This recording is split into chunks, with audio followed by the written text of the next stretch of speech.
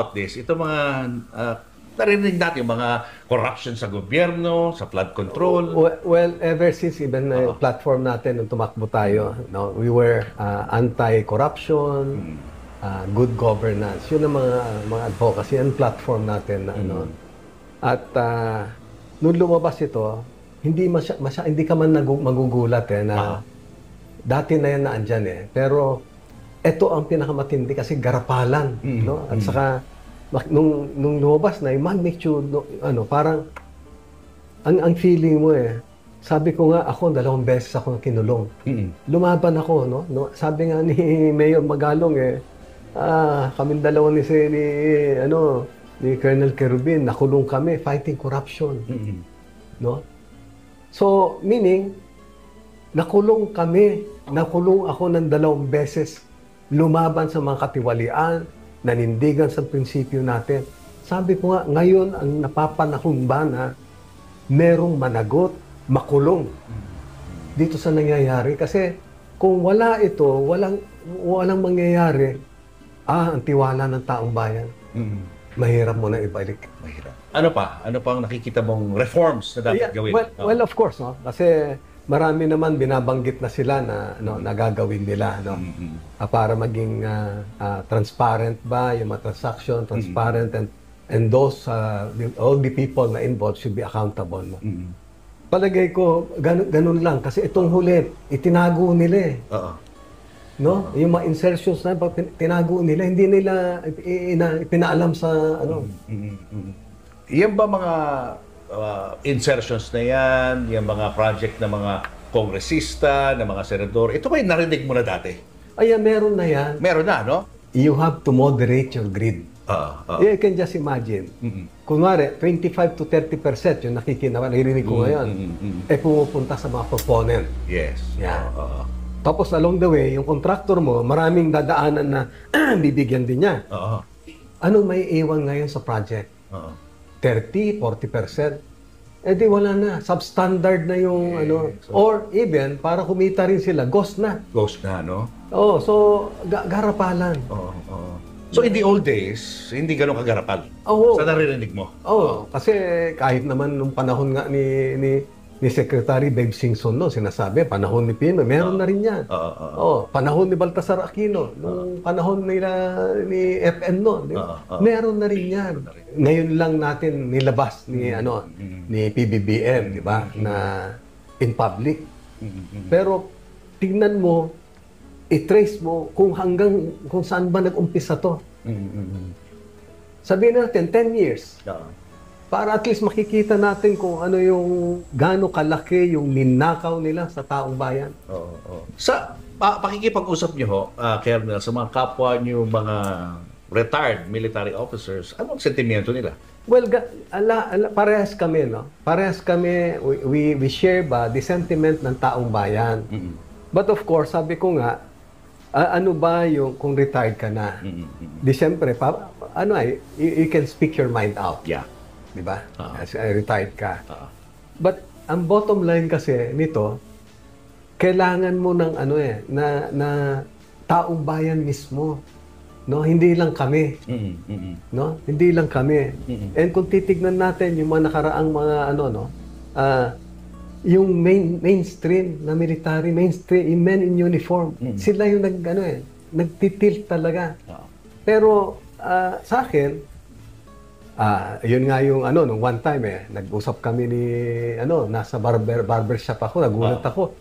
September 21 ng umaga, nagpagupit ako bago ako nag-attend nung rally. Would you believe, umakyat si General Browner, the Chief of Staff. Nag-usap kami. Siya sabi niya, kumusta po, ganyan So alam mo naman kung ano yung gusto niya na maaring gusto niyang humingi ng advice ba,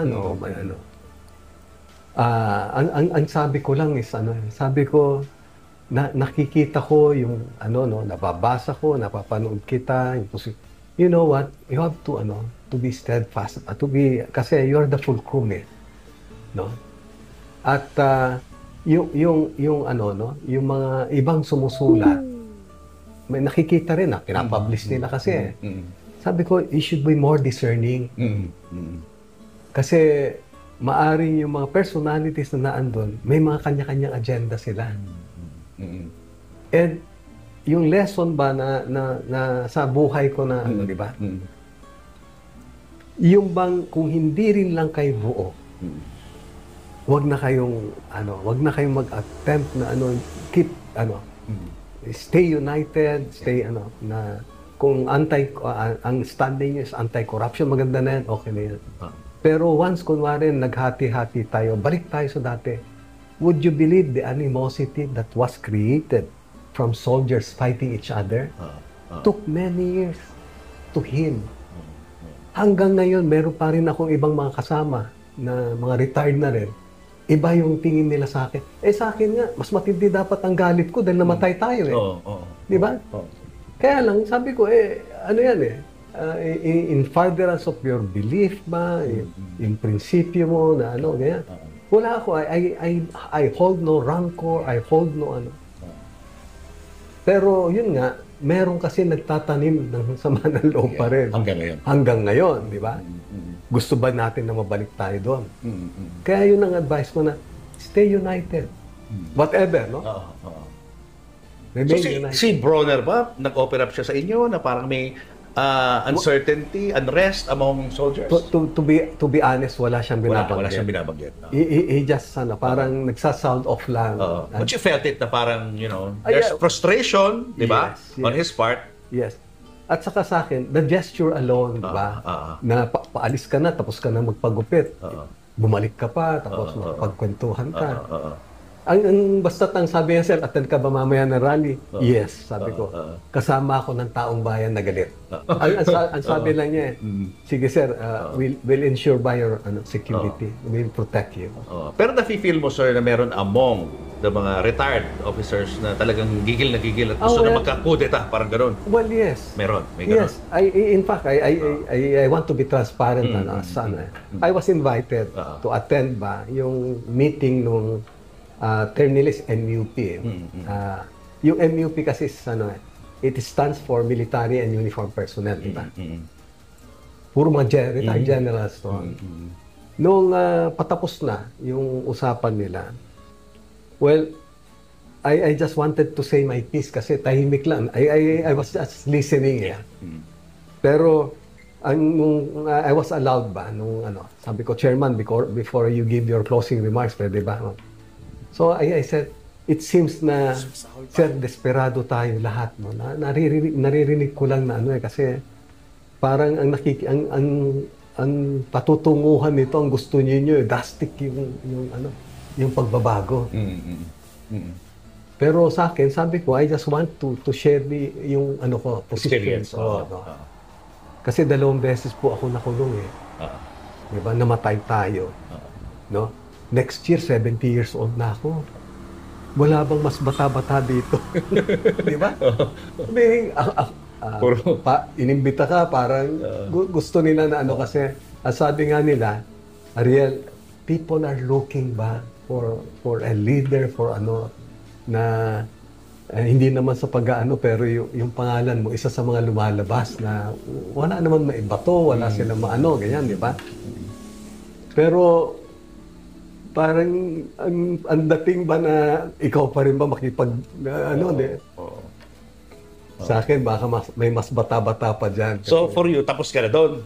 Ang maaring siguro dumating sa punto na nagmelo tayo, no?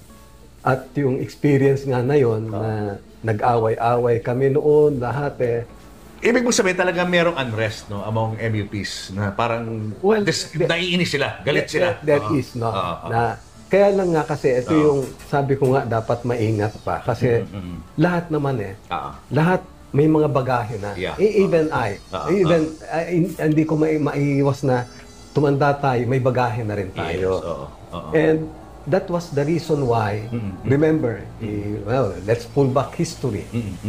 Bakit nagkaroon ng Young Officers Union noong time? Kasi nakita namin yung RAM, may mga bagahe yung mga leaders namin.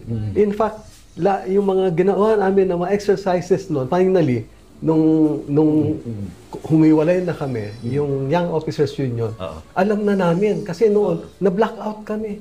Wala kaming alam eh. Sumusunod lang kayo. Sumusunod lang kami. Tapos yun, nakita nyo ngayon. nakita namin na kailangan pala, we should have a voice. Kaya nagkaroon ng YOU. Sino mga membro doon, bukod sa'yo? Si Danny Lim, ako, si Abby Porganan, Dado Valeroso, yung mga junior officers at that time, mga kapitan. Ang major lang nga namin doon si Abby Porganan kasi temporary siya na naging major So at that time, no? But that was the reason why na nagkaroon ng gano'n na yung YOU, maybe yun na rin ang parang ginawa ng mga Magdalo na nung nag-form na sila nagsarili nila na wala sila mga senior officers, mga ano. Pero ngayon ba may ganyan pa rin sa militar? Parang wala na tayo naririnig doon. Wala. YOU, Magdalo, wala na no? Wala. Kaya yun ang tanong nila. Ariel, wala ba tayong ganito na ano? Ang sinasagot ko, wala nang Captain Kerubin noon. Wala nang Colonel Kerubin. Pero gaano kalaki yung impluwensya ang mga retired generals, officers, sa pagkilos ng mga mas bata na mga sundalo? Depende rin yan. Kung sino nga yung mga senior officers na to, di ba? Sabi ko nga, may mga senior officers kasi, mga retired generals, no, na we should be, in all honesty, may mga bagahe, may mga faction, may mga ano sila. Mga interest. May interest sila, di ba? May mga sinusulong na mga leader. Yeah. Kaya yun yung sinasabi ko nga kay Chief of Staff, na be more discerning. Be more discerning. Kasi otherwise, ilan uli, no, kung babagsak na naman yung ekonomiya, babagsak na naman yung ano, talagang... Of course, we share yung sentiment ng mga tao, no, na talagang galit, no? Yes. Even ikaw, inaamin mo naman sa akin na galit ka, masama loob mo sa mga naririnig mo, nababalitaan mo. Mas lalo na siguro yung mga hindi masyadong kalakihan yung sinasahod, di ba? Tapos mapapanood mo sa news, ang yayaman itong mga politikong ito. Ito, hindi ko naman ini-encourage yan kasi siyempre, sentimento na Sentimento Pagka nakita nila siguro yung dami ng tao na naandyan, no? Pwede magbago. Critical mass ang sinasabi nila. Baka pwede magbago. Alam mo, nasa ano tayo na we were just probably waiting for the tipping point. Etong ginagawa nila na investigasyon kasi maganda ito. It gives us sa mga ordinaryo na hope. Kaya lang kasi nung nawala si Mayor Benji Magalong, for example, nag-resign din si Ping Lacson sa kami kunwari sa akin na naniniwala dito sa dalawang tao na to. Parang nababawasan yung aking yung faith. Sabi ko sana tapos nabalitaan ko yung daw ICI hindi na raw closed door daw yung hearing. Closed door, yes. Well, sabi. At wala silang contempt powers. Akala ko recommendatory lang sila. Akala ko noong una, narinig ko one time kasi si Secretary Vince Dizon na nagsasabi na i-even yung ginagawa nila na investigasyon sa ipapublish daw nila yung yung ongoing na investigation, lahat kung anong nangyari, ang finailan ng kaso, ganyan, to be transparent. Well, sa akin, maganda yun, di ba? Ang taong bayan kasi naghahanap sila talaga ng ng kasagutan sa mga tanong nila. Sa nangyayari ngayon, di ba? So mas gusto mo na open yung ICI sa public? Yes. Dapat ganun? Yeah, dapat. I-open nila and then kahit na sa mga gusto mo manood, kunwari, di ba? Then kasi kung patago ito, nako, sabi ko, yung worry nung iba dyan na baka na naman may sacred cow, may wala na.